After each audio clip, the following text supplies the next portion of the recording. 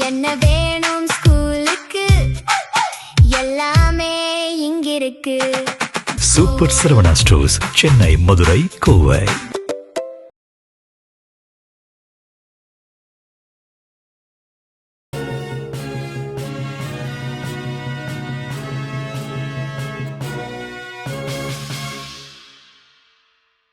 வணக்கம்.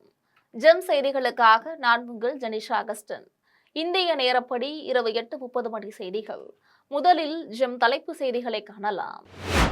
பல்வேறு துறைகளில் சிறப்பாக பங்களித்தவர்களுக்கு பத்ம விருதுகளை வழங்கினார் குடியரசுத் தலைவர். வயலின் இசைக்கலைஞர் ராஜம், உதய்கோட்டக், ஹர்மன்பிரீத் கவுர் உள்ளிட்டோருக்கு விருதை வழங்கி பாராட்டு. கூட்டுறவு வங்கிகளில் 50,000 ரூபாய் வரை கடன் பெற்ற குறு விவசாயிகளுக்கு முழுமையாக பயிர்க்கடன் தள்ளுபடி. இந்திய ரிசர்வ் வங்கியின் விதிகளை மேற்கோள் காட்டி தமிழ்நாடு முதலமைச்சர் ஜோசப் விஜய் அறிவிப்பு. கீழ்தளத்தில் பதவி விலகல், மேல்தளத்தில் கட்சி இணைப்பு என தமிழ்நாட்டில் நடைபெறும் கீழ்த்தரமான அரசியல். அதிமுகவில் வெற்றி பெற்ற மூவர் பதவி விலகி தாவேகவில் சேர்ந்த நிலையில் எடப்பாடி பழனிசாமி குற்றச்சாட்டு. காவிரியில் மேகதாட்டு அணை கட்டுவதை தடுக்க சட்ட நடவடிக்கை எடுக்க முதலமைச்சர் ஜோசப் விஜய் அறிவுறுத்தல். தமிழ்நாட்டு உரிமையை நிலைநாட்ட உழவர்களின் நலனை காக்க அதிகாரிகளுக்கு உத்தரவு. இனி விரிவான செய்திகளை காணலாம். பல்வேறு துறைகளில் சிறப்பாக பங்களித்தவர்களுக்கு அவர்களின் பங்களிப்பை பாராட்டி குடியரசுத் தலைவர் திரௌபதி முர்மு பத்ம விருதுகளை வழங்கி சிறப்பித்துள்ளார். பல்வேறு துறைகளில் பத்ம விருதுகள் வழங்கும் விழா டெல்லியில் உள்ள குடியரசுத் தலைவர் மாளிகையில் நடைபெற்றது. இதில் குடியரசு துணைத் தலைவர் ராதாகிருஷ்ணன், பிரதமர் நரேந்திர மோடி, மத்திய அமைச்சர்கள் உள்ளிட்டோர் கலந்து கொண்டனர். கலைத்துறையில் சிறந்த பங்களிப்புக்காக மறைந்த நடிகர் தர்மேந்திராவுக்கு பத்ம விபூஷன் விருது வழங்கப்பட்டது. இந்த விருதை தர்மேந்திராவின் மனைவியும் பாஜக நாடாளுமன்ற உறுப்பினருமான ஹேமமாலினி பெற்றுக் கொண்டார். புகழ்பெற்ற வயலின் இசைக்கலைஞர் ராஜத்துக்கு பத்ம விபூஷன் விருது வழங்கப்பட்டது. விளம்பர படங்கள் தயாரிப்பில் புகழ்பெற்ற பியூஷ் பாண்டேயின் மறைவுக்கு பின் அவருக்கு பத்மபூஷன் விருது வழங்கப்பட்டது. அதை அவர் மனைவி நீதா ஜோஷியிடம் குடியரசுத் தலைவர் திரௌபதி முர்மு வழங்கினார். தொழில் வணிகத்தில் சிறப்பாக பங்களித்ததற்காக கோட்டக் மஹேந்திரா வங்கி நிறுவனர் உதய்கோட்டக்கு பத்மஸ்ரீ விருதை குடியரசுத் தலைவர் திரௌபதி முர்மு வழங்கினார். விளையாட்டுத் துறையில் சிறப்பான பங்களிப்புக்காக இந்திய மகளிர் கிரிக்கெட் அணியின் தலைவி ஹர்மன்பிரீத் கவுருக்கு பத்மஸ்ரீ விருதை குடியரசுத் தலைவர் திரௌபதி முர்மு வழங்கினார். கூட்டுறவு வங்கிகளில் 50,000 ரூபாய் வரை பயிர்க்கடன் பெற்ற குறு விவசாயிகளுக்கு முழுமையாக பயிர்க்கடனை தள்ளுபடி செய்து தமிழ்நாடு முதலமைச்சர் ஜோசப் விஜய் அறிவிப்பு வெளியிட்டுள்ளார். இது தொடர்பாக அரசு வெளியிட்டுள்ள செய்திக்குறிப்பில், உழவர்களின் பயிர்க்கடன் தள்ளுபடி தொடர்பாக வேளாண் துறை அமைச்சர் வினோத், கூட்டுறவுத்துறை அமைச்சர் காந்திராஜ், நிதி அமைச்சர் மரிய வில்சன் மற்றும் துறைசார் அலுவலர்களுடன் ஆய்வு செய்யப்பட்டதாக குறிப்பிட்டுள்ளது. இந்திய ரிசர்வ் வங்கியின் அரசு கடன் தள்ளுபடி திட்டங்களுக்கான நடைமுறைகளின்படி பயிர்க்கடன் தள்ளுபடிக்கான முழு தொகையையும் அரசு 45 முதல் 60 நாட்களுக்குள் முழுமையாக செலுத்த வேண்டும் என்று குறிப்பிட்டுள்ளது. 2025 மே முதல் நாளில் இருந்து இந்த ஆண்டு பிப்ரவரி 28ஆம் நாள் வரை கூட்டுறவு வங்கிகளில் 50,000 ரூபாய் வரை கடன் பெற்ற குறு விவசாயிகளுக்கு கடன் தொகை முழுவதுமாக தள்ளுபடி செய்யப்படுவதாக தெரிவித்துள்ளது. 50,000 ரூபாய் வரை கடன் பெற்ற சிறு விவசாயிகளுக்கு கடன் தொகையில் 50 விழுக்காடு தள்ளுபடி செய்யப்படும் என்று குறிப்பிட்டுள்ளது. 1 லட்சம் ரூபாய்க்கு மேல் கடன் பெற்ற பெரு விவசாயிகளுக்கு 5,000 ரூபாய் தள்ளுபடி செய்யப்படும் என்றும், இதனால் அரசுக்கு 2,044 கோடி ரூபாய் கூடுதல் செலவினம் ஏற்படும் என்று தெரிவிக்கப்பட்டுள்ளது. கீழ்தளத்தில் பதவி விலகல், மேல்தளத்தில் கட்சி இணைப்பு என்று தமிழ்நாட்டில் கீழ்த்தரமான அரசியலை, குதிரை பேர கலாச்சாரத்தை அறிமுகப்படுத்திய தமிழக வெற்றிக் கழகத்திற்கு அதிமுக பொதுச் செயலாளர் எடப்பாடி பழனிசாமி கண்டனம் தெரிவித்துள்ளார். அதிமுக சார்பில் சட்டமன்ற தேர்தலில் தாராபுரம் தொகுதியில் வெற்றி பெற்ற சத்யபாமா, மதுராந்தகத்தில் வெற்றி பெற்ற மரகதம் குமரவேல், பெருந்துறையில் வெற்றி பெற்ற ஜெயக்குமார் ஆகியோர் இன்று சட்டமன்ற உறுப்பினர் பதவியிலிருந்து விலகுவதற்கான கடிதங்களை பேரவைத் தலைவர் JCT பிரபாகரனிடம் வழங்கினர். இதையடுத்து அமைச்சர் ராதாகிருஷ்ணா முன்னிலையில் தங்களை தாவேகவில் இணைத்துக் கொண்டனர். இதை கண்டித்து அதிமுக பொதுச் செயலாளர் எடப்பாடி பழனிசாமி வெளியிட்டுள்ள அறிக்கையில், தூய சக்தி என்று தன்னை தானே அறிவித்துக் கொண்டு பொய்க்கால் குதிரை ஆட்சியை காப்பாற்ற பல்வேறு தகுதித்த அரசியலில் ஈடுபடுவது வெட்கக்கேடானது என்று குறிப்பிட்டுள்ளார். தமிழக அரசியல் வரலாற்றிலேயே இல்லா வகையில் மோசமான ஒரு குதிரை பேர அரசியலை நடத்தி ஆட்சியை காப்பாற்ற முயல்வதைக் கண்டு மக்கள் எள்ளி நகையாடுவதாக தெரிவித்துள்ளார். எந்த கட்சியை தீய சக்தி என்றாரோ அந்த கட்சியின் தயவில் வெற்றி பெற்ற ஒரு சில கட்சிகளை தேடி போய் ஆதரவை கேட்டு ஆட்சி அமைத்துள்ளதையும், அதிமுக சட்டமன்ற உறுப்பினர்களை சோபாவோடு போய் ஆதரவு பெற்றதும் நேர்மையான அரசியல்வாதியின் செயலா என்று வினவியுள்ளார். அதிமுக தொண்டர்களின் உழைப்பால் வெற்றி பெற்ற 3 சட்டமன்ற உறுப்பினர்களிடமிருந்து கோட்டையின் கீழ்தளத்தில் சபாநாயகர் அறையில் பதவி விலகல் கடிதம் எழுதி வாங்குவதும், அடுத்த 10 நிமிடத்தில் முதல் மாடியில் உள்ள தாவேக அமைச்சர் அறையில் கட்சி உறுப்பினர் அட்டை வழங்குவதும் முன்கூட்டியே திட்டமிட்ட ஓரங்க நாடகத்தை அம்பலப்படுத்தியுள்ளதாக குறிப்பிட்டுள்ளார். காவிரி ஆற்றின் குறுக்கே மேகதாட்டிய நிமிடத்தில் கர்நாடக அரசு அணை கட்டுவதை தடுக்கவும், தமிழ்நாட்டின் உரிமை நிலைநாட்டி உழவர்களின் நலனை காக்கவும் காவிரி நீர் வல்லுநர்கள், சட்ட வல்லுநர்களுடன் ஆலோசனை செய்த முதலமைச்சர் ஜோசப் விஜய் விரைவாக சட்ட நடவடிக்கை எடுக்க அறிவுறுத்தியுள்ளார். காவிரியின் குறுக்கே மேகதாட்டிய நிமிடத்தில் அணை கட்டுவதற்கு பூமி பூஜை செய்ய கர்நாடக அரசு திட்டமிட்டுள்ளது. இந்நிலையில் சென்னையில் தலைமைச் செயலகத்தில் முதலமைச்சர் விஜய் தமிழ்நாட்டின் உரிமை நிலைநாட்டவும், உழவர்கள் நலனை காக்கவும் காவிரி நீர் வல்லுநர்கள், சட்ட வல்லுநர்கள் ஆகியோருடன் ஆலோசனை நடத்தினார். இந்த கூட்டத்தில் கர்நாடக அரசு மேகதாட்டில் அணை கட்டுவது உச்சநீதிமன்ற தீர்ப்பிற்கு எதிரானது என்பதால் தமிழ்நாடு அரசு சார்பில் உச்சநீதிமன்றத்தில் மனுக்கள் தாக்கல் செய்யப்பட்டுள்ளதாக தெரிவிக்கப்பட்டுள்ளது. இந்த வழக்கில் கடந்த ஆண்டு நவம்பர் 13ஆம் நாள் விசாரித்த உச்சநீதிமன்றம் மேகதாட்டு அணை திட்டத்திற்கு எந்த அனுமதியும் அளிக்கவில்லை என்றும் தெரிவிக்கப்பட்டது. இந்த திட்டம் முந்தைய தீர்ப்பிற்கு உட்பட்டதா இல்லையா என்பதை வல்லுநர்கள் அடங்கிய மத்திய நீர்வள குழுமம்தான் தீர்மானிக்க முடியும் என்று உச்சநீதிமன்றம் தெரிவித்துள்ளதை கூறினர். அந்த தீர்ப்பை எதிர்த்து டிசம்பரில் தமிழ்நாடு அரசு செய்த சீராய்வு மனு உச்சநீதிமன்றத்தால் தள்ளுபடி செய்யப்பட்டதை தெரிவித்தனர். இதனால் விரிவான சட்ட ஆலோசனைக்கு பின் உடனடியாக எடுக்க வேண்டிய தொடர் சட்ட நடவடிக்கைகளை விரைந்து மேற்கொள்ள முதலமைச்சர் ஜோசப் விஜய் அறிவுறுத்தினார். இந்த கூட்டத்தில் நீர்வளத்துறை அமைச்சர் ஆனந்த், பொதுப்பணித்துறை அமைச்சர் ஆதவ் அர்ஜுனா, சட்டத்துறை அமைச்சர் நிர்மல்குமார், தலைமை செயலாளர் சாய்குமார், அரசின் தலைமை வழக்கறிஞர் விஜய் நாராயண், நீர்வளத்துறை செயலாளர் சத்யபிரத சாஹூ, பொதுப்பணித்துறை செயலாளர், சட்டத்துறை செயலாளர் ஆகியோர் கலந்து கொண்டனர். கடும் குற்ற செயல்களில் ஈடுபடுவோருக்கு கடும் தண்டனை கிடைக்க நடவடிக்கை எடுக்க வேண்டும் என்று காவல்துறையினருக்கு தமிழ்நாடு முதலமைச்சர் ஜோசப் விஜய் அறிவுறுத்தியுள்ளார். பெண்களுக்கும் குழந்தைகளுக்கும் எதிரான குற்றங்களை தடுப்பது குறித்து சென்னை தலைமை செயலகத்தில் முதலமைச்சர் ஜோசப் விஜய் தலைமையில் ஆய்வுக் கூட்டம் நடைபெற்றது. இந்த கூட்டத்தில் காவல்துறை, சமூக நலத்துறை, சட்டத்துறையை சேர்ந்த அதிகாரிகள் பங்கேற்று விரைவான சட்ட நடவடிக்கை, தடுப்பு நடவடிக்கைகள் மற்றும் விழிப்புணர்வு முன்னெடுப்புகள் குறித்து விவாதித்தனர்.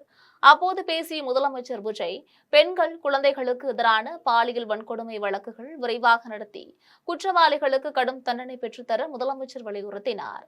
இது குற்ற செயல்களில் ஈடுபட திட்டமிடுவோரை தடுக்கும் வகையில் இருக்க வேண்டும் என்று தெரிவித்துள்ளார்.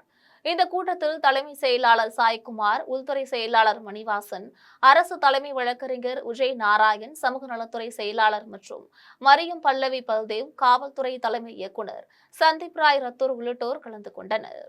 தென்காசி மாவட்டம் தமிழக கேரள எல்லைப் பகுதியான புலிகரை சோதனை சாவடியில் ஆய்வு மேற்கொண்ட அமைச்சர் பிரபு சாலையின் இருபுறங்களிலும் கற்களுடன் லாரிகள் அணிவகுத்து நின்றதை கண்டு அதிர்ச்சியடைந்தார். தமிழ்நாடு கனிம வளத்துறை அமைச்சர் பிரபு தென்காசி மாவட்டம் புலிகரை சோதனை சாவடியில் முன்னறிவிப்பின்றி திடீரென்று ஆய்வு மேற்கொண்டார். அப்போது கேரளத்திற்கு செல்வதற்காக கற்கள் ஏற்றிய லாரிகள் எல்லையில் அணிவகுத்து நின்றதை கண்டு அதிர்ச்சியடைந்துள்ளார். அதன் பின் விடுதியில் தங்கியிருந்த அமைச்சரை சந்தித்து ஆய்வு குறித்து செய்தியாளர்கள் கேட்டனர். அதற்கு அமைச்சர் பிரபு எந்த பதிலும் கூறாமல் அங்கிருந்து சென்றுவிட்டார். துறை சார்ந்த கேள்விகளுக்கு பதிலளிப்பது அமைச்சரின் கடமை என்றும், அமைச்சர் பதிலளிக்காமல் சென்றது பொறுப்பற்ற செயல் என்றும் சமூக ஆர்வலர்கள் எச்சரித்துள்ளனர். தென்காசி மாவட்டத்தில் விதிமீறல்களுடன் செயல்பட்டு வந்த 18 கல்குவாரிகளை தற்காலிகமாக நிறுத்த இயற்கை வளங்கள் துறை அமைச்சர் பிரபு உத்தரவிட்டுள்ளார். இது தொடர்பாக அரசு வெளியிட்டுள்ள செய்திக்குறிப்பில், தென்காசி மாவட்டத்தில் பொதுமக்களிடமிருந்து வந்த புகார்களின் அடிப்படையில் 54 கல்குவாரிகளில் உதவி ஆட்சியாளர்களின் தலைமையில் 3 குழுக்கள் அமைக்கப்பட்டு ஆய்வு செய்யப்பட்டதாக குறிப்பிட்டுள்ளது. இந்நிலையில் இயற்கை வளங்கள் துறை அமைச்சர் பிரபு இன்று அதிகாலை தென்காசி மாவட்டத்தில் ஆய்வு மேற்கொண்டதாக தெரிவிக்கப்பட்டுள்ளது. அமைச்சரின் அறிவுறுத்தலின்படி மொத்தமுள்ள 54 கல்குவாரிகளில் விதிமீறல்கள் கண்டறியப்பட்ட 18 குவாரிகளில் செயல்பாடு தற்காலிகமாக நிறுத்தப்பட்டுள்ளதாக தெரிவிக்கப்பட்டுள்ளது. 3 குழுக்களின் விரிவான ஆய்வறிக்கையின் அடிப்படையில் அவற்றின் மீது உரிய மேல் நடவடிக்கை எடுக்கப்படும் என்றும் குறிப்பிட்டுள்ளது. வெப்ப அலை காரணமாக பள்ளிகள் திறக்கும் நாளை தள்ளி வைக்க வேண்டும் என்று தமிழ்நாடு அரசிற்கு பல்சமய நல்லுறவு இயக்கம் கோரிக்கை விடுத்துள்ளது.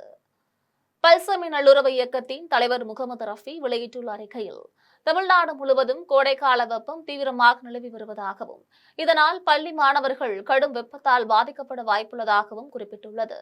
இதனால் ஜூன் முதல் நாளில் திறக்கப்பட உள்ள பள்ளிகளை ஒரு வாரம் கழித்து திறப்பதற்கான அறிவிப்பை தமிழக அரசு வெளியிட வேண்டும் என்று கோரியுள்ளது.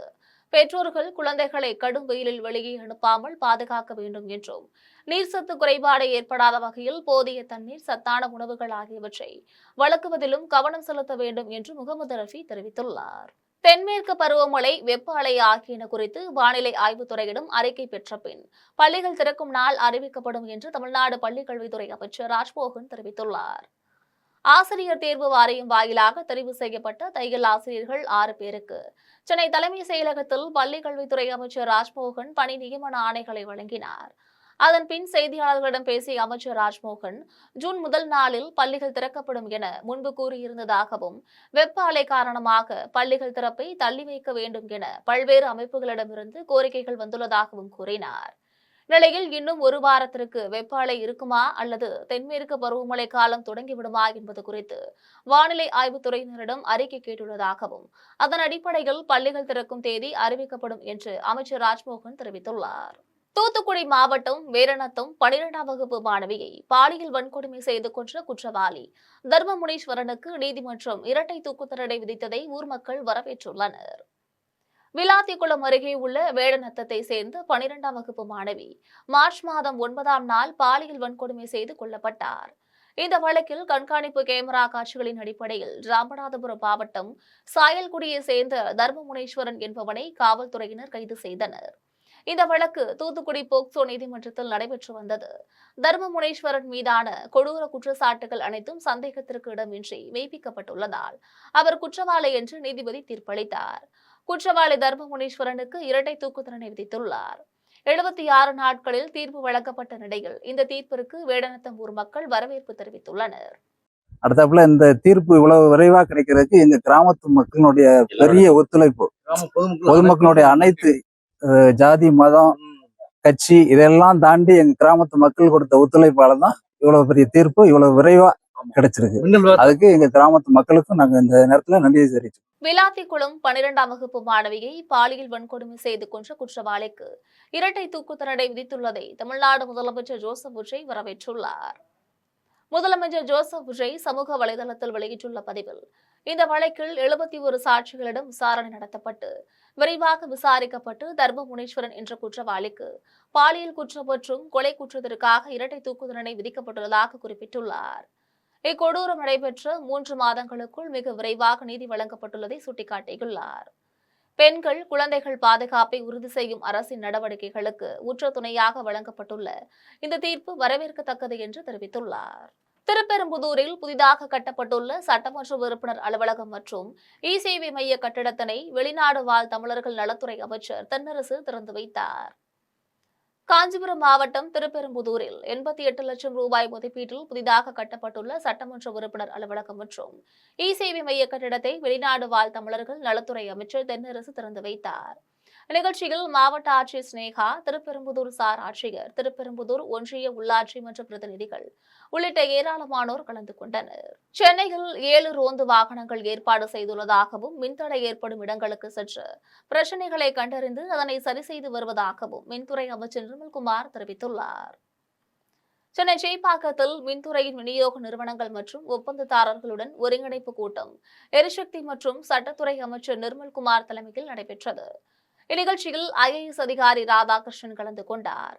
இதில் கலந்து கொண்ட மின்துறையின் விநியோக நிறுவனங்கள் மற்றும் ஒப்பந்ததாரர்கள் தங்களது பிரச்சனைகள் மற்றும் கோரிக்கைகளை அமைச்சரிடம் நேரடியாக முன்வைத்தனர்.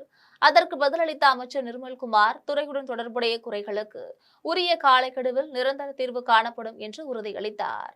இதனைத் தொடர்ந்து அமைச்சர் நிர்மல்குமார் செய்தியாளர்களை சந்தித்து பேசிய போது, சிறு குறு தொழில் செய்யக்கூடிய மின்சார தொழிலாளர்களுடைய குறைகளை கேட்டுள்ளதாக தெரிவித்துள்ளார்.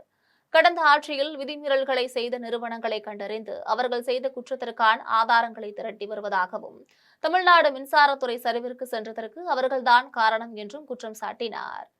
சென்னையில் மின்தடை ஏற்படுவது குறித்த கேள்விக்கு பதிலளித்த அவர், கிட்டத்தட்ட 7 ரோந்து வாகனங்கள் ஏற்பாடு செய்துள்ளதாகவும், மின்தடை ஏற்படும் இடங்களுக்கு சென்று பிரச்சனையை கண்டறிந்து அதனை சரி செய்து வருவதாகவும் கூறினார். எதிர்க்கட்சித் தலைவர் உதயநிதி ஸ்டாலின் கருத்திற்கு பதிலளித்த அவர், முதலில் வீட்டிலிருந்து அவர் வெளியே வர வேண்டும் என்றும், இன்னமும் அவரது அப்பாவின் ஆட்சி நடைபெறுகிறது என்று நினைத்துக் கொண்டிருக்கிறார் என்று விமர்சித்தார். தமிழ்நாட்டில் நாள்தோறும் நடக்கக்கூடிய குற்றங்கள் கவலை அளிப்பதாகவும், சட்டம் ஒழுங்கு இருக்கிறதா என்கின்ற கேள்வி எழுவதாகவும் திமுக நாடாளுமன்ற உறுப்பினர் கனிமொழி தெரிவித்துள்ளார். சென்னை தேனாம்பேட்டையில் உள்ள திமுக தலைமையகத்தில் கனிமொழி செய்தியாளர்களிடம் பேசினார். அப்போது தமிழ்நாட்டில் ஒவ்வொரு நாளும் குழந்தைகளுக்கு எதிரான, பெண்களுக்கு எதிரான குற்றங்கள் தொடர்ந்து நடைபெற்றுக் கொண்டுள்ளதாக தெரிவித்துள்ளார். புதிதாக பதவியேற்றுள்ள அரசு இந்த சூழ்நிலையை சரி செய்யவில்லை என்றால் மக்களின் அவநம்பிக்கைக்கு ஆளாக வேண்டியிருக்கும் என்று கூறினார். பதவியேற்றிருக்கக்கூடிய அரசு அவர்களுக்கு போதிய அவகாசம் தரப்பட்டிருக்கிறது. இதற்கு பிறகு கூட சூழ்நிலையை அவர்கள் சரி செய்யவில்லை என்றால் நிச்சயமாக மக்களுடைய அவநம்பிக்கைக்குத்தான் அவர்கள் தொடர்ந்து ஆளாக வேண்டியிருக்கும் என்பதை அவர்கள் புரிந்து கொள்ள வேண்டும். தொடர்ச்சியான மின்வெட்டு பொதுமக்கள் நேரடியாக ரொம்ப மூடப்பட்ட டாஸ்மாக் கடைகளில் பணிபுரிந்த பணியாளர்கள் அனைவருக்கும் அரசின் பிற துறைகளில் உள்ள காலி பணியிடங்களில் பணியமர்த்த வலியுறுத்தி சேலம் மாவட்ட டாஸ்மாக் தொழிற்சங்கத்தினர் சேலம் மாவட்ட ஆட்சியரிடம் மனு அளித்துள்ளனர். சேலம் மாவட்ட ஆட்சியர் அலுவலகத்தில் சேலம் மாவட்ட டாஸ்மாக் அனைத்து தொழிற்சங்கத்தினர் மாவட்ட ஆட்சியர் வாயிலாக தமிழ்நாடு முதலமைச்சர் ஜோசப் விஜய்க்கு மனு அளித்துள்ளனர். இதன் பின்னர் சேலம் மாவட்ட டாஸ்மாக் அனைத்து தொழிற்சங்கங்களின் கூட்டமைப்பு நிர்வாகி சிவகுமார் செய்தியாளர்களை சந்தித்து பேசிய போது, தமிழகத்தில் அண்மையில் மூடப்பட்ட டாஸ்மாக் கடைகளில் பணிபுரிந்த பணியாளர்கள் அனைவருக்கும் அரசின் பிற துறைகளில் உள்ள காலி பணியிடங்களில் பணியமர்த்த வேண்டும் என வலியுறுத்தினார். காலி மதுபாட்டில்கள் திரும்ப பெறும் திட்டத்தினை தனியார் முகமை ஏற்படுத்தி அதன் மூலமாக செயல்படுத்த வேண்டும் என்பது உள்ளிட்ட பல்வேறு கோரிக்கைகளை வலியுறுத்தி மனுவாக ஆட்சியரிடம் வழங்கியுள்ளதாக தெரிவித்துள்ளார். ஒத்துழைச்சா நாங்கள் முழுமையாக வேலை, ஏன்னா நீங்கள் என்ன சொன்னாலும் நாங்கள் செய்யறது. இந்த ஊழியர்கள் அரசு விரும்பினா தேவைப்பட்ட இராணுவத்தில் போய் பண்ணி செய்யறது கூட நாங்கள் தயாராக இருக்கிறோம். அவ்வளவு ஒரு தைரியமான ஊழியர்கள் தான். இவ்வளோ பெரிய வாடிக்கையாளர்களை சமாளித்து நிர்வாகத்தை எந்த சிக்கலும் இல்லாமல் கொண்டு வந்திருக்கிறோம். அதை புரிஞ்சுக்கிட்டு எங்களுக்கான பேச்சுவார்த்தைக்கான வாய்ப்பை கொடுத்து எங்களுடைய கோரிக்கை நிறைவேற்றி தரும். சிவகுமார், அனைத்து கூட்டுக்குழு தொழிற்சங்கம். ஸ்டாலின் வெற்றி பெற வேண்டும் என கூறிவிட்டு திமுக தயவால் வென்றவர்கள் இப்போது தாவகவிற்கு சென்றுவிட்டனர் என பாமக தலைவர் அன்புமணி குற்றம் சாட்டியுள்ளார். மயிலாடுதுறை மாவட்டம் குத்தாலத்தை சேர்ந்த பாமக மாநில செயற்குழு உறுப்பினர் கணேசன் மறைவையொட்டி அவரது இல்லத்தில் பாமக தலைவர் அன்புமணி இறந்த கணேசன் படத்திற்கு மலர் தூவி மரியாதை செய்து அவரது குடும்பத்தினருக்கு ஆறுதல் கூறினார். இதன் பின்னர் பாமக தலைவர் அன்புமணி செய்தியாளர்களை சந்தித்து பேசிய போது, தமிழக முதல்வர் நிர்வாகத்திற்காக நல்ல அதிகாரிகளை நியமித்துள்ளதாகவும், கடந்த ஆட்சியில் சட்ட ஒழுங்கு பிரச்சினை, கஞ்சா போதைப் பொருட்கள் விற்பனை நடந்தது என்றும் தெரிவித்துள்ளார். 717 கடைகளை மூட ஆணை பிறப்பித்திருக்கும் நிலையில் இதுவரை 300 கடைகள் மட்டுமே மூடியிருப்பதாகவும், அனைத்து கடைகளையும் மூட வேண்டும் என வலியுறுத்தினார். கோவை மற்றும் விழுப்புரத்தில் சிறுமிகள் பாலியல் வன்கொடுமை செய்யப்பட்டு உயிர்மாய்க்கம் செய்யப்பட்டுள்ளனர் என்றும், இக்குற்றத்தை செய்தவர்களுக்கு உடனடியாக தூக்கு தண்டனை வழங்க வேண்டும் என்றும் அவர் கோரிக்கை விடுத்தார். ஸ்டாலின் வெற்றி பெற வேண்டும் என கூறி திமுக தயவால் வென்றவர்கள் தற்போது தாவகவிற்கு சென்றுள்ளனர் என்று குற்றம் சாட்டினார். கொள்முதல் நிலையங்களில் ஊழல் நடப்பதை தமிழக முதல்வர் தடுக்க வேண்டும் என்றும் அவர் கேட்டுக்கொண்டார். திமுக ஆட்சி வருவதற்கு முன் அண்ணா திமுக ஆட்சி காலத்துல 2021 தமிழ்நாட்டின் அரசினுடைய நேரடி கடன், நிர்வாக கடன், அட்மினிஸ்ட்ரேட்டிவ் டெப்ட்னு சொல்றது. இப்ப பொதுத்துறை கடன் அது வேற. நேரடி நிர்வாக கடன் 4,56,000 கோடி இருந்தது. திமுக வந்தவுடன் கூடுதலாக 5 லட்சம் கோடி வாங்கினாங்க. கோவையில் பாதிக்கப்பட்டுள்ள சிறுமியின் தாயாரை காவல்துறை தலைவர் ரம்யா பாரதி நேரில் சந்தித்து அவருக்கு ஆறுதல் கூறினார். கோவை மாவட்டம் சூலூர் பகுதியில் சிறுமி உயிர்மாய்க்கம் செய்யப்பட்ட சம்பவத்தில் பாதிக்கப்பட்ட சிறுமியின் தாயாரை தமிழக அமைச்சர் விக்னேஷ் மற்றும் கோவை மேற்கு மண்டல காவல்துறை தலைவர் ரம்யா பாரதி ஆகியோர் நேரில் சந்தித்து ஆறுதல் கூறினர். அப்போது காவல்துறை சார்பில் தேவையான அனைத்து உதவிகளும் தடையின்றி வழங்கப்படும் என உறுதியளித்தனர். மேலும் உதவிகள் தேவைப்பட்டாலும் தயக்கமில்லாமல் கேட்டு பெறலாம் என்றும் காவல்துறை எப்போதும் உங்களுக்கு துணையாக இருக்கும் என நிகழ்ச்சியுடன் குறிப்பிட்டுள்ளார். இந்த சந்திப்பின் போது தொடர்ந்து அழுது கொண்டிருந்ததால் சிறுமியின் தாயாரின் கண்கள் சிவந்து உடல்நிலை பாதிக்கப்பட்டு இருந்ததை கண்ட காவல்துறை தலைவர் ரம்யா பாரதி உடனடியாக துரித நடவடிக்கை எடுத்தார். அங்கு நின்றிருந்த அதிகாரிகளை அழைத்து அவருக்கு தேவையான மருத்துவ சிகிச்சைக்கு உடனடியாக ஏற்பாடு செய்ய உத்தரவிட்டார். பாதிக்கப்பட்ட தாயாரின் துயரம் அறிந்து உடனடியாக மனிதநேய நடவடிக்கைகளை மேற்கொண்ட காவல்துறை தலைவர் ரம்யாவிற்கு பொதுமக்கள் மத்தியில் நிகழ்ச்சியை ஏற்படுத்தியது. குடியாத்தம் அருகே சமூக ஆர்வலர் தனது மனைவியின் பிறந்த நாளினை முன்னிட்டு ஏழை எளியோருக்கு நலத்திட்ட உதவிகளை வழங்கினார். வேலூர் மாவட்டம் செதுக்கரையை சேர்ந்த சமூக ஆர்வலர் சேட்டு இவரின் மனைவி ராணி கொரோனா காலகட்டத்தில் திடீரென்று உயிரிழந்தார். இந்நிலையில் இறந்த தன்னுடைய மனைவி ராணியின் நினைவாக மார்பளவு கொண்ட சிலை வைத்து வீட்டில் பூஜை அறையில் சாமி படங்களுடன் தினந்தோறும் வழிபட்டு வருகின்றார். அவரது நினைவு தினத்தினை முன்னிட்டு ஏழை எளியோர்களுக்கு நலத்திட்ட உதவிகள், அன்னதானம் உள்ளிட்டவை வழங்கினார். நிகழ்வில் மாவட்ட ரோட்டரி ஆளுநர் பழனி கலந்து கொண்டு மறைந்த ராணியின் சிலைக்கு மாலை அணிவித்து அஞ்சலி செலுத்தினார். கடலூர் அருகே காங்கிரஸ் கட்சியின் மாநில துணைத் தலைவர் மணிரத்னம் பிறந்தநாள் விழா மிக சிறப்பாக நடைபெற்றது. கடலூர் மாவட்டம் நாட்டார்மங்கலத்தில் உள்ள தனியார் பள்ளியில் காங்கிரஸ் கட்சியின் மாநில துணைத் தலைவர் மணிரத்னம் பிறந்தநாள் விழா மிக சிறப்பாக நடைபெற்றது. நிகழ்ச்சிக்கு பொதுக்குழு உறுப்பினர் மணிமொழி தலைமை தாங்கினார். நிகழ்வில் சட்டமன்ற உறுப்பினர் ஜோதிமணி சால்வை அணிவித்து பிறந்தநாள் வாழ்த்துக்களை தெரிவித்துள்ளார். அதனைத் தொடர்ந்து பொதுத் தேர்வுகளில் முதல் மதிப்பெண் பெற்ற 50 மாணவ மாணவிகளுக்கு கல்வி ஊக்கத்தொகைகள் அனுக்கிரகா அறக்கட்டளை சார்பில் வழங்கப்பட்டது. இதில் பள்ளியின் தாளாளர் சுதா மணிரத்னம், இளைஞர் காங்கிரஸ் கமல் மணிரத்னம், இளைஞர் காங்கிரஸ் மாநில துணைத் தலைவர் அரவிந்த் மணிரத்னம் உள்ளிட்ட ஏராளமானோர் கலந்து கொண்டனர். ஹஜ் யாத்திரைக்கு அழைத்து செல்வதாக கூறி 5.5 கோடி ரூபாய் மோசடி செய்தவர் மீது நடவடிக்கை எடுக்க கோரி கரூர் மாவட்ட ஆட்சியரிடம் மனு அளித்துள்ளனர். கரூர் மாவட்டம் அரவக்குறிச்சி வட்டம் பள்ளப்பட்டியில் அகமது மீரான் என்பவர் மகதி ஹஜ் சர்வீஸ் என்ற பெயரில் ஹஜ்ஜுக்கு அழைத்து செல்வதற்கான பயண ஏற்பாட்டு முகமை நடத்தி வந்துள்ளார். கடந்த ஆண்டு பள்ளப்பட்டியை சேர்ந்த இஸ்லாமியர்களை இவர் வெளிநாட்டு பயணம் அழைத்து சென்று வந்துள்ளார். இந்த பெயரை தக்க வைத்துக் கொண்டு நடப்பாண்டில் குறைந்த கட்டணத்தில் ஹஜ் பயணம் அழைத்து செல்வதாக விளம்பரம் செய்துள்ளார். இதனை நம்பி 127 பேர் வரை ஹஜ் பயணத்திற்கு செல்வதற்காக அகமது மீரான் கூறிய கட்டணத்தை செலுத்தியுள்ளனர். ஹஜ் பயணம் செல்ல வேண்டிய நேரத்தில் அது தொடர்பான விவரங்களை கேட்டபோது முன்னுக்கு பின் முரணாக பதிலளித்து அலைக்கழித்து உள்ளனர். இதனால் அகமது மீரானின் மகதி ஹஜ் சர்வீஸ் நிறுவனத்தை நம்பி பணம் செலுத்தியவர்கள் நடப்பாண்டில் ஹஜ் பயணம் செய்ய முடியாமல் போனது. அவர் ஏமாற்றியதாக கூறி சிலர் பள்ளப்பட்டி காவல் நிலையத்தில் புகார் அளித்துள்ளனர். அந்த புகாரின் அடிப்படையில் அவர் 50 லட்சம் ரூபாய் மோசடி செய்துள்ளதாக கூறி நீதிமன்றத்தில் அவரை நிறுத்தினர். இந்த வழக்கை விசாரித்த நீதிமன்றம் அகமது மீரானுக்கு பிணை வழங்கியது. இதனால் பாதிக்கப்பட்ட 127 பேர் சார்பாக மனிதநேய மக்கள் கட்சியின் கரூர் மாவட்ட தலைவர் சாகுல் அமீது தலைமையில் மாவட்ட ஆட்சியரிடம் புகார் அளித்தனர். அதன்பின் செய்தியாளர்களிடம் பேசிய சாகுல் அமீது அகமது மீரான் 5.5 கோடி ரூபாய் ஏமாற்றியுள்ளதாக தெரிவித்துள்ளார். தமிழ்நாட்டில் மட்டுமல்லாமல் கர்நாடக மாநிலத்திலும் பல்வேறு பேர் பல கம்ப்ளைண்ட்கள் கொடுத்து கொண்டே இருக்கின்றார்கள். இதுவரை அவர் ஏமாற்று தொகை என்று தெரிந்தது 5.5 கோடி. இந்த 5.5 கோடிக்கான அனைத்து ஆவணங்களையும் கடந்த 14ஆம் தேதி அன்றே நமது காவல் கண்காணிப்பு அதாவது டிசிபி அலுவலகத்தில் சமர்ப்பிக்கப்பட்டுள்ளது. ஆனால் நடுவில் தேர்தல் இருந்த சமயத்தில் அவர்கள் 10-15 பேரை மட்டும் விசாரித்ததன் காரணமாக கோர்ட்டில் ஆஜர்படுத்தும் பொழுது 50 லட்சம் ரூபாய்க்கான ஏமாற்றப்பட்டவர்களை மட்டும் விசாரணை நடந்து உள்ளது என்று கூறியுள்ளார்கள். ஆனால் மொத்த தொகையை 50 லட்சம் என்று எண்ணி அவருக்கு தவறாக பெயில் கொடுத்து விட்டார்கள். உடனடியாக அந்த பெயிலை கேன்சல் செய்து கடுமையான கிரிமினல் நடவடிக்கை அவர் மீது எடுக்க வேண்டும் என்று இந்து அறநிலையத்துறை அமைச்சர் ரமேஷை மாற்ற முதலமைச்சர் விஜய்க்கு மட்டுமே அதிகாரம் உள்ளதாகவும் வேறு யாருக்கும் அதிகாரம் இல்லை என்றும் நடிகர் வையாபுரி தெரிவித்துள்ளார்.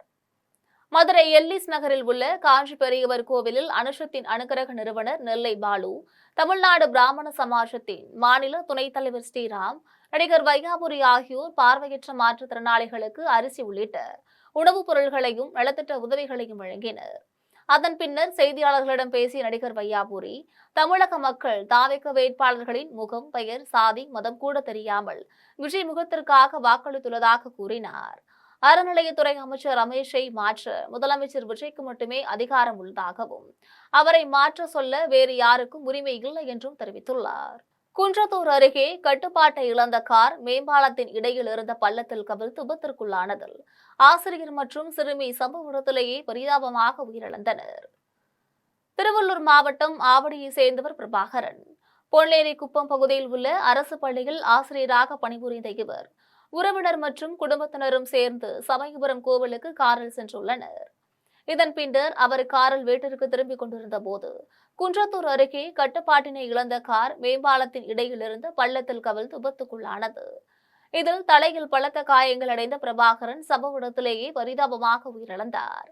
காரை ஓட்டி வந்த சசிகலா மற்றும் 3 பிள்ளைகளுக்கு காயம் ஏற்பட்டு ராஜீவ்காந்தி அரசு மருத்துவமனையில் அனுமதிக்கப்பட்ட நிலையில் சிறுமி மகிழினி சிகிச்சை பலனின்றி சம்பவ இடத்திலேயே பரிதாபமாக உயிரிழந்தார். இந்த சம்பவம் குறித்து குரோம்பேட்டை போக்குவரத்து புலனாய்வு பிரிவு காவல்துறையினர் வழக்கு பதிவு செய்து விசாரித்து வருகின்றனர். கன்னியாகுமரி மாவட்டம் மணவாளக்குறிச்சியில் இளைஞரை தாக்கிய காவல் உதவி ஆய்வாளர் மீது நடவடிக்கை எடுக்க கோரி மாவட்ட காவல் கண்காணிப்பாளர் அலுவலகத்தில் புகார் அளிக்கப்பட்டுள்ளது. கன்னியாகுமரி மாவட்டம் மணவாளக்குறிச்சியை சேர்ந்த லட்சுமி தன்னுடைய மகனை தாக்கிய காவல் உதவி ஆய்வாளர் மீது காவல் நிலையத்தில் புகார் அளித்தார். அந்த புகாரின் மீது எந்த நடவடிக்கையும் எடுக்காததால் மாவட்ட காவல் கண்காணிப்பாளர் அலுவலகத்தில் புகார் அளித்துள்ளார். அதில் தன் மகன் சஞ்சய்க்கும் முட்டத்தை சேர்ந்த ஜெகதீஷுக்கும் முன்பகை இருந்த நிலையில் ஜெகதீஷும் அவர் நண்பரான காவல் உதவி ஆய்வாளர் கார்த்திக்கும் தன்னுடைய மகனை தாக்கி கொன்று விடுவதாக மிரட்டியுள்ளதாக குறிப்பிட்டுள்ளார். அக்கம் பக்கத்தினர் தன்னுடைய மகனை மீட்டு குளச்சல் அரசு மருத்துவமனையில் செய்ததாக தெரிவித்துள்ளார். இதுகுறித்து மணவாளக்குறிச்சி காவல் நிலையத்தில் புகார் அளித்தும் எதிர்மனுதாரர் காவல்துறையை சேர்ந்தவர் என்பதால் வழக்கு பதியவில்லை என்று தெரிவித்துள்ளார். ஜெயங்கொண்டத்தில் முன்னாள் சட்டமன்ற உறுப்பினர் காடுவெட்டி குருவின் சமாதிகள் பாமக தலைவர் அன்புமணி மாலை அணிவித்து மரியாதை செலுத்தினார்.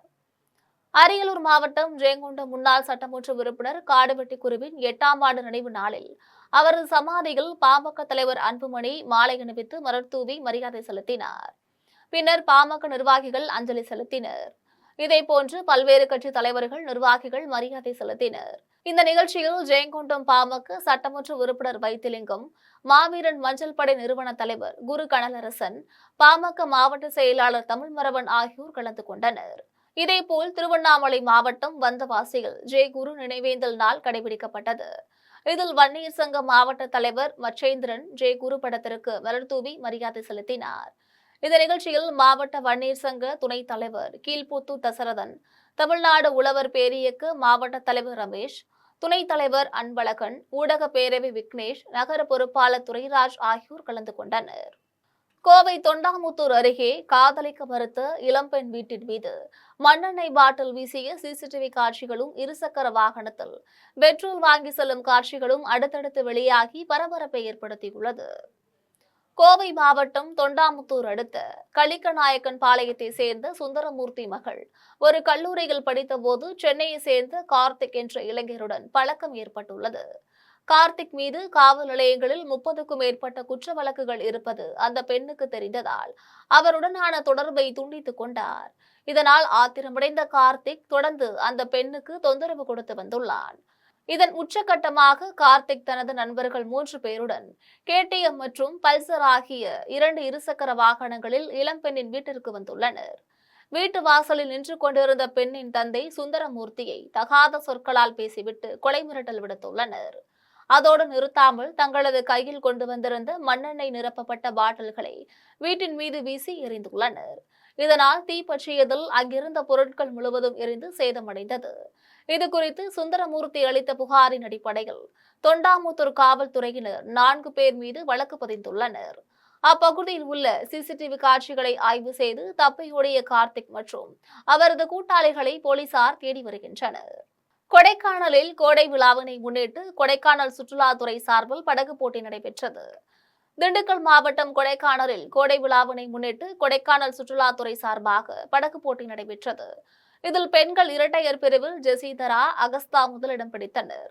துடுப்பு படகு போட்டியில் கணேஷ், சாகிர் உசேன் ஆகியோர் வெற்றி பெற்றனர். இந்த போட்டியில் கலந்து கொண்டவர்களுக்கு சுற்றுலாத்துறை சார்பாக நினைவு பரிசுகள் மற்றும் சான்றிதழ்கள் வழங்கப்பட்டது. கோயம்புத்தூர் மாவட்ட கூடைப்பந்து சங்கம் சார்பில் மே 27 முதல் 31 வரை அகில இந்திய ஆண்கள் பெண்கள் கூடைப்பந்து போட்டிகள் நடைபெற உள்ளன. கோயம்புத்தூர் மாநகராட்சியும் மாவட்ட கூடைப்பந்து சங்கமும் இணைந்து வஉசி பூங்காவில் உள்ள உள் விளையாட்டு அரங்கில் இந்த போட்டிகளை நடத்த உள்ளது. ஆண்கள் பிரிவில் இந்திய விமானப்படை, இந்திய ராணுவம், இந்திய கடற்படை, கேரள மாநில மின்சார வாரியம், bank of Baroda, Indian overseas வங்கி, கேரள போலீஸ், கோயம்புத்தூர் மாவட்ட கூடைப்பந்து சங்கம் ஆகிய 8 அணிகள் பங்கேற்கின்றன. பெண்கள் பிரிவில் south central railway, south western railway, sudden railway, ICF Kerala மாநில மின்சார வாரியம், central railway, Kerala police, Coimbatore மாவட்ட கூடைப்பந்து சங்கம் ஆகிய அணிகள் பங்கேற்கின்றது. மே 27 முதல் 29 வரை லீக் சுற்று போட்டிகள் நடைபெறுகின்றன. அரையிறுதிப் போட்டிகள் மே 30ஆம் தேதியும் இறுதிப் போட்டிகள் மே 31ஆம் தேதியும் நடைபெற உள்ளது. நாள்தோறும் மாலை 4 மணி முதல் இரவு 9 மணி வரை போட்டிகள் நடைபெறும். போட்டிகளை பொதுமக்கள் இலவசமாக கண்டுகளிக்கலாம். ஆண்கள் பிரிவில் வெற்றி பெறும் அணிக்கு 1 லட்சம் ரூபாயும், நாச்சிமுத்து கவுண்டர் கோப்பையும், 2ஆம் இடம் பெறும் அணிக்கு 50,000 ரூபாயும், மகாலிங்கம் கோப்பையும் வழங்கப்படுகின்றன. பெண்கள் பிரிவில் முதலிடம் பெறும் அணிக்கு 75,000 ரூபாயும், CRI பம்ஸ் கோப்பையும், 2ஆம் இடம் பிடிக்கும் அணிக்கு 50,000 ரூபாயும் வழங்கப்பட உள்ளது. இந்த தகவலை தமிழ்நாடு கூடைப்பந்து கழக துணைத் தலைவரும் கோயம்புத்தூர் மாவட்ட கூடைப்பந்து சங்க தலைவருமான செல்வராஜ் செய்தியாளர்களிடம் தெரிவித்துள்ளார். மீண்டும் ஜெம் தலைப்பு செய்திகள். பல்வேறு துறைகளில் சிறப்பாக பங்களித்தவர்களுக்கு பத்ம விருதுகளை வழங்கினார் குடியரசுத் தலைவர். வயலின் இசைக்கலைஞர் ராஜம், உதய்கோட்டக் ஹர்மன்பிரீத் கவுர் உள்ளிட்டோருக்கு விருதை வழங்கி பாராட்டு. கூட்டுறவு வங்கிகளில் 50,000 ரூபாய் வரை கடன் பெற்ற குறு விவசாயிகளுக்கு முழுமையாக பயிர்க்கடன் தள்ளுபடி. இந்திய ரிசர்வ் வங்கியின் விதிகளை மேற்கோள் காட்டி தமிழ்நாடு முதலமைச்சர் ஜோசப் விஜய் அறிவிப்பு. கீழ்தளத்தில் பதவி விலகல், மேல்தளத்தில் கட்சி இணைப்பு என தமிழ்நாட்டில் நடைபெறும் கீழ்த்தரமான அரசியல். அதிமுகவில் வெற்றி பெற்ற 3 பதவி விலகி தாவேகவில் சேர்ந்த நிலையில் எடப்பாடி பழனிசாமி குற்றச்சாட்டு. காவிரியில் மேகதாட்டு அணை கட்டுவதை தடுக்க சட்ட நடவடிக்கை எடுக்க முதலமைச்சர் ஜோசப் விஜய் அறிவுறுத்தல். தமிழ்நாட்டு உரிமையை நிலைநாட்ட உழவர்களின் நலனை காக்க அதிகாரிகளுக்கு உத்தரவு. இத்துடன் ஜெம் செய்திகள் நிறைவடைகின்றன. மீண்டும் ஜெம் செய்திகள் இரவு 12 மணிக்கு. உடனுக்குடன் செய்திகளை காண gemlive.tv என்ற இணையதளத்தில் இணைந்திருங்கள். நன்றி, வணக்கம்.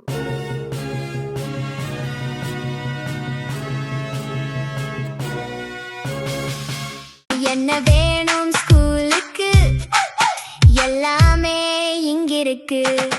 Super Saravana stores, Chennai, Madurai, Kovai.